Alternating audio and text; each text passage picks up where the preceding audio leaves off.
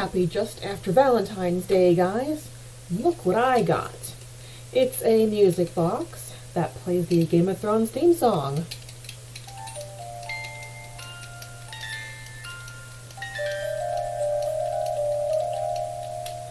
And speaking of Game of Thrones, I have a little degree of separation here in this week's subscriber request from the Haiku King. It's the Expanse, also known in the first season as Leviathan Wakes.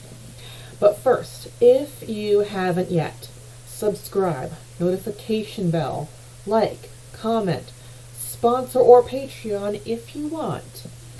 If you have, please keep on keeping on, knowing how much I appreciate you. Okay, back to the degree of separation between Game of Thrones and The Expanse. It's the writer. James S.A. Corey is the pen name of two writers, one of which is George R.R. Martin's assistant. So, did I recognize some inspiration in Corey's writing style coming from Martin? I sure did. Each chapter follows a single person from their first-person point of view. And the first novel, Leviathan Wakes, starts with a mystery. What happened to Julie Mao? Similar to the opening mystery in Game of Thrones, is this the work of the White Walkers? And guess what? There's just as much gruesome death and reanimated dead in The Expanse as there is in Game of Thrones. The book opens up with Julie Mao. She's the only one still alive on her exploration ship, as is under siege. She's hiding from her crew's attackers. And guess what else? There is a severed head asking her for help. Then the next chapter cuts to Detective Miller, who is kind of in the Ned Stark role in this space drama, as, being the fact finder around here. Then the show's, goes off with, this is the future, where humans have been terraforming the neighboring planets, and air and water are more valuable than gold. Then off we go with our main characters going about their business, most of it investigating, space shipping, bar hopping, or rolling around in the sheets. What is only in the book is a lot of what I usually call how the hell do you know content. The residents of the asteroid belt, called Belters, are described as having elongated bodies and oversized heads, kind of like Stretch Armstrong dolls, due to living in an environment, growing and developing in an environment without the gravitational pull that, human beings living on Earth are made for.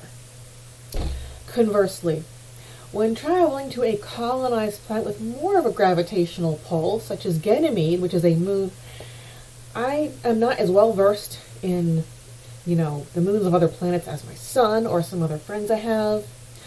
But if memory serves, Ganymede is one of the moons of Jupiter. And it has much more of a gravitational pull.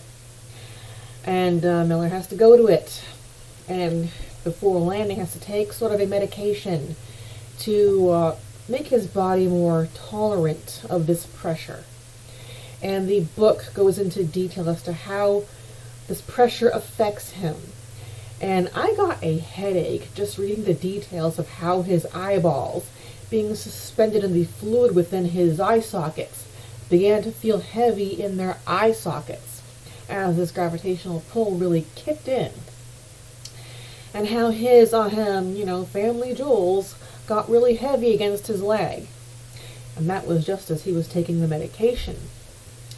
Also only in the book, before Julie Mao is found, Miller and Holden are confronted with a bunch of reanimated dead that I did not see in the show. Just a bunch of, space zombies, and they're vomiting up a lot of brown stuff.